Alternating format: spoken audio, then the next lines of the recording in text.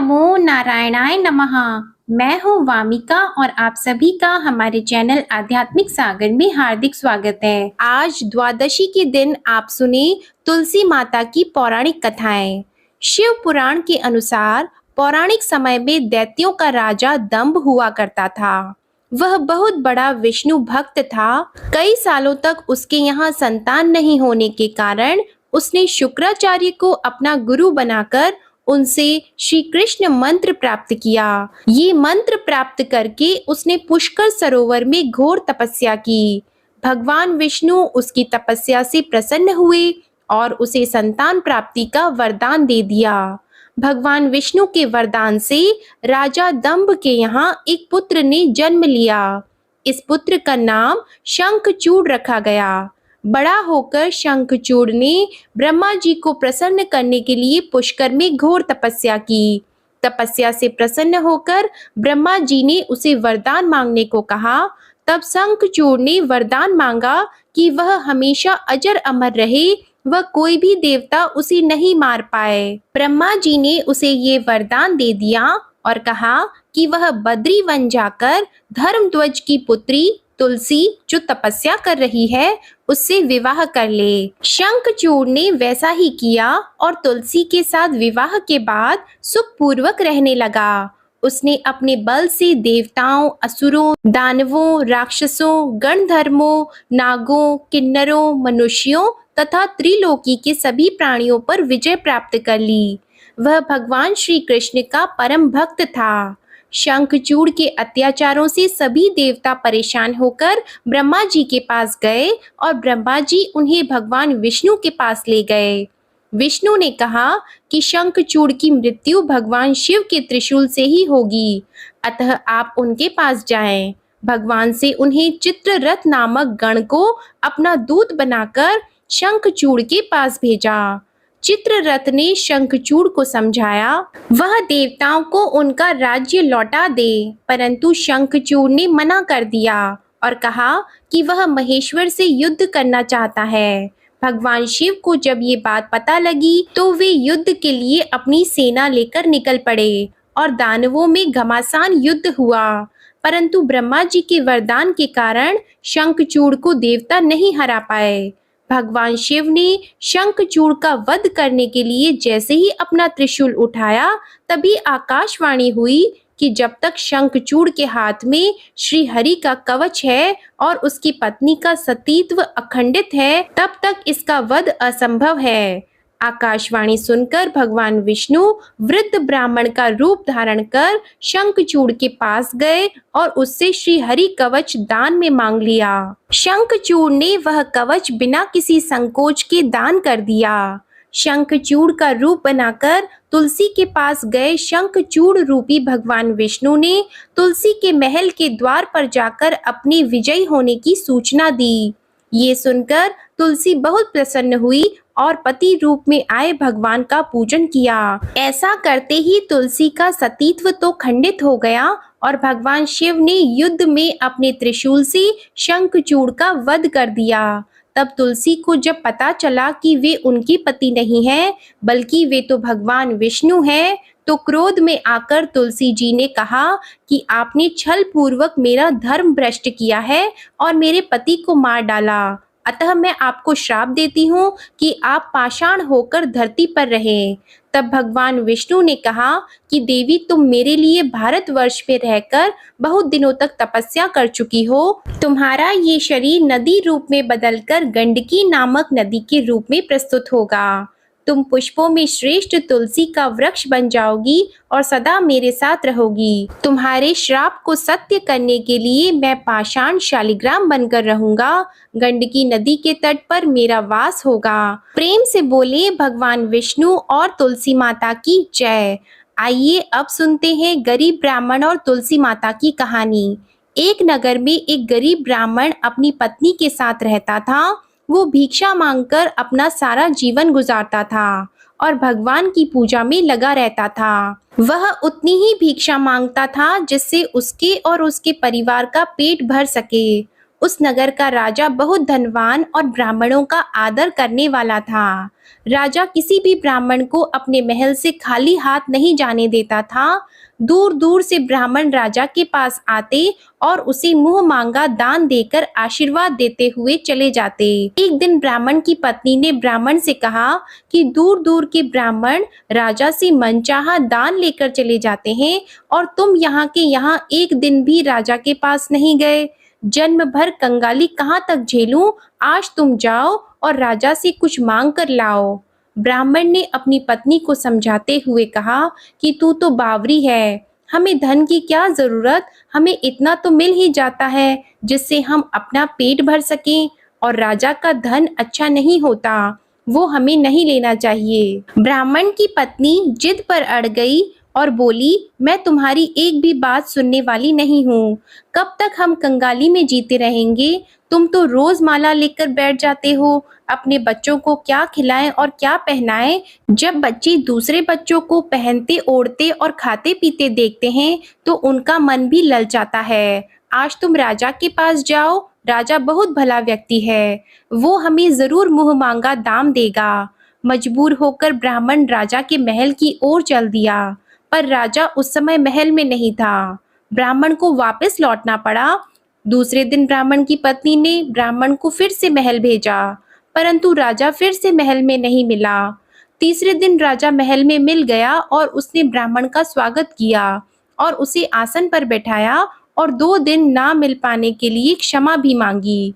राजा ने कहा, मैं आपकी क्या सेवा कर सकता हूँ? ब्राह्मण ने कहा, जो मैं मांगू तो आप दे सकेंगे? राजा ने कहा, हाँ कहिए, मैं आपकी क्या सेवा कर सकता हूँ? ब्राह्मण ने निवेदन किया, महाराज मैं कुछ और नहीं चाहता, बस आप मुझे अपने पसीने की कमाई से 4 पैसे दान में दे दीजिए।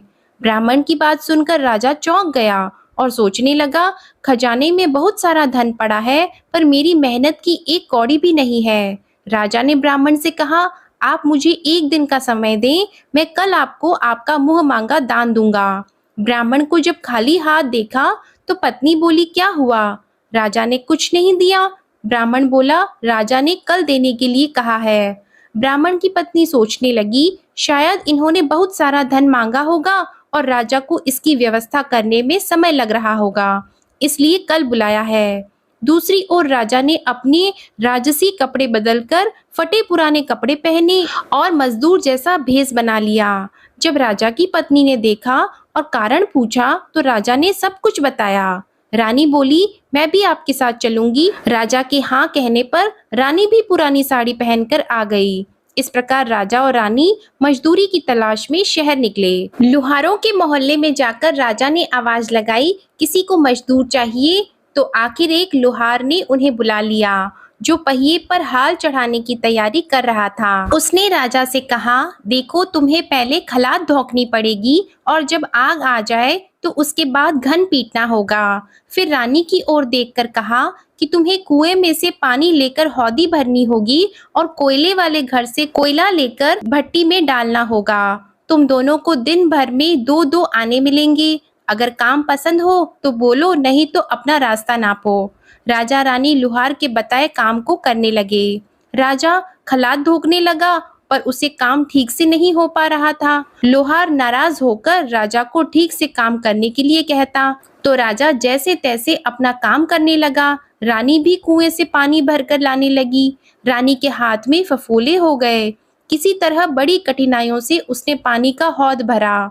उसके बाद रानी कोयला लाकर भट्टी में डालने लगी। भट्टी में आग आने पर लोहार ने बाट भट्टी में से निकालकर पहिए पर जमाई और एक घन अपने हाथ में लेकर और एक राजा के हाथ में देकर कहा, देखो बारी बारी से घन इस पर पटकना, हाथ इधर उधर न हो पाए। राजा जोर जोर से घन पटकने लगा, लेकिन उसका निशाना ठीक नहीं बैठता। कभी घन हाल पर गिरता तो कभी पहिए पर। मजदूरों का ये हाल देखकर लोहारिन बड़बड़ाती हुई आई और लोहार से कहने लगी, तुमने कहां से ये नवसिखिए मजदूर काम पर लगाए हैं? इनसे काम नहीं होगा। ये मजदूर तुम्हारा सब काम बिगाड़ देंगे। राजा रानी उन दोनों की फटकार सुनते सुनते अपना काम मन लगाकर करते रहे। घन पटकते पटकते राजा का शरीर पसीने से तर हो गया और जोर जोर से सांसें चलने लगी। रानी भी पानी भरते भरते और कोयला झोंकते झोंकते थककर चूर हो गई। दोनों ने पूरे दिन बहुत मेहनत की। लुहार ने राजा रानी को दो दो पैसे दिए, जिसे वो बड़ी खुशी से लेकर महल आ गए। आज उन्हें पता लगा कि मेहनत की कमाई कैसी होती है। राजा ने 4 पैसे अलग रख दिए और अगले दिन ब्राह्मण को बुलाकर उसे दे दिए। ब्राह्मण राजा को आशीर्वाद देकर घर लौटा और ब्राह्मणी से कहा, लो मैं राजा के हाथ से दक्षिणा ले आया हूँ। ब्राह्मणी खुश होकर दौड़ती हुई आई और जब उसने 4 पैसे देखे तो वह ठिठक कर रह गई और उन्हें दूर फेंक दिया। वो जल भुनकर ब्राह्मण से बोली, तुम जैसे दरिद्र से राजा के यहाँ जाकर भी कुछ न मांगा गया, शर्म भी नहीं आती। यह कहकर वह रूठकर चली गई और बहुत देर तक बड़बड़ करती रही। ब्राह्मण ने उन 4 पैसों को उठाकर तुलसी घर के पास रख दिया और सोचा, जब ब्राह्मणी शांत हो जाएगी तो जरूरत पड़ने पर उठा लेगी। परंतु कई दिनों तक पैसे वहीं रखे रहे और फूल बेलपत्र ऊपर से गिरकर मिट्टी में दब गए। ब्राह्मण और ब्राह्मणी दोनों ही उन सिक्कों के बारे में भूल गए। कुछ दिनों बाद तुलसी घर में 4 पौधे उगे। चारों पौधे बहुत सुंदर थे। ये देखकर ब्राह्मणी रोज उनमें पानी डालती। 4 महीने बाद वह पौधे बड़े हो गए और उनमें फूल लगने लगे। फूल सूखने पर इनसे मोती झड़ने लगे। ब्राह्मण और ब्राह्मणी ने कभी मोती नहीं देखे थे। वो समझे कि कोई बीज है।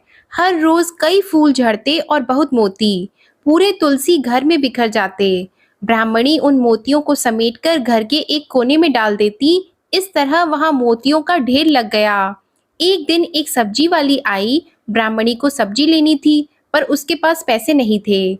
उसने सब्जी वाली से कहा, क्या तुम इन चमकदार चीजों के बदले सब्जी दे सकती हो? सब्जी वाली ने देखा तो वो पहचान गई कि ये तो मोती है। उसने खुशी खुशी ब्राह्मणी को उन मोतियों के बदले उसकी मनपसंद सब्जी दे दी। अब से हर रोज ऐसा होने लगा। ब्राह्मणी और सब्जी वाली दोनों खुश थे। सब्जी वाली यह सोचकर खुश थी कि मुझे 1 पैसे की तरकारी के बदले हजारों का माल मिलता है, और ब्राह्मणी ये सोचकर खुश थी कि इन चीजों के बदले सब्जी मिल जाती है। इस प्रकार कई महीने बीत गए। उधर राजमहल में कई राजहंस थे जो मोती चुगते थे। राजा का यह नियम था, जब राजहंस मोती चुग लेते थे, इसके बाद ही राजा और उनका परिवार भोजन करता था। एक समय बाद राजा का सारा धन उन मोतियों और दान देने में खर्च हो गया। अब राजा को मोती खरीदने के पैसे तक नहीं बचे। यह खबर पूरे नगर में फैल गई। ब्राह्मण और ब्राह्मणी को जब ये पता चला तो उन्होंने यही विचार किया कि राजा बहुत दानी और नेक दिल है। उसने अपना सब कुछ दान कर दिया, यहाँ तक कि शायद उनके पास खाने को भी कुछ नहीं है। ऐसे हालात में हमें उन लोगों की सहायता करनी चाहिए। तो ब्राह्मण ने कहा, अगर तू कहे तो इसमें से कुछ बीज राजा को दे दूं। तो ब्राह्मणी कहती है, इससे सब्जी और खाने की चीजें मिल जाती है। ब्राह्मणी ने कहा, हाँ, मैं रोज इसके बदले सौदा लिया करती हूँ। ऐसा कहकर ब्राह्मणी एक टोकरी बीज भर लाई। ब्राह्मण राजा के पास पहुंचा और उसे वो मोती दिए और राजा को सारी बात बताई। राजा उन मोतियों को देखकर चौंक गया। उसने मोती राजहंस को दिए। राजहंस उन्हें चुगने लगा। ये देखकर राजा ने ब्राह्मण से कहा, एक एक मोती सैकड़ों रुपयों का है। सच बताएं, आपके पास इतने मोती आए कहाँ से? ब्राह्मण बोला, महाराज, ऐसे तो हमारे घर पर बहुत हैं, और राजा को पूरी बात बताई। राजा अपने मंत्रियों के साथ ब्राह्मण के घर पहुंचे और उन चारों पेड़ों को देखा। पूछताछ में उन सिक्कों वाली बात सामने आ गई। जब पेड़ों को देखा तो उनकी जड़ के पास वही सिक्के चिपके हुए थे। आज ब्राह्मण और ब्राह्मणी को मालूम हुआ कि उनके पास लाखों करोड़ों की दौलत है, जिसे वो साधारण बीज समझते थे। ब्राह्मण ने सोचा कि मेरे लिए यह धन किस काम का। ऐसा सोचकर ब्राह्मण ने सारे मोती राजा को दान में दे दिए। राजा की आंखें खुल गई। मेहनत के धन की कीमत उन्हें मालूम पड़ गई। उस दिन राजा ने प्रण कर लिया कि मैं खजाने के पैसों से एक भी पैसा अपने खर्च में नहीं लगाऊंगा। अपना खर्च मेहनत करके चलाऊंगा। खजाने और ब्राह्मण के दान से राजा ने जनता के हित में कई धर्म कार्य शुरू किए। तुलसी माता की कथा समाप्त होती है। प्रेम से बोलिए तुलसी माता की जय, विष्णु भगवान की जय, लक्ष्मी माता की जय। उम्मीद करती हूँ आपको आज की कथा अच्छी लगी होगी। अगर अच्छी लगी तो प्लीज वीडियो को लाइक करें और चैनल को भी सब्सक्राइब करें और कमेंट में माता रानी की जय और विष्णु जी की जय लिखना मत भूलिएगा। धन्यवाद।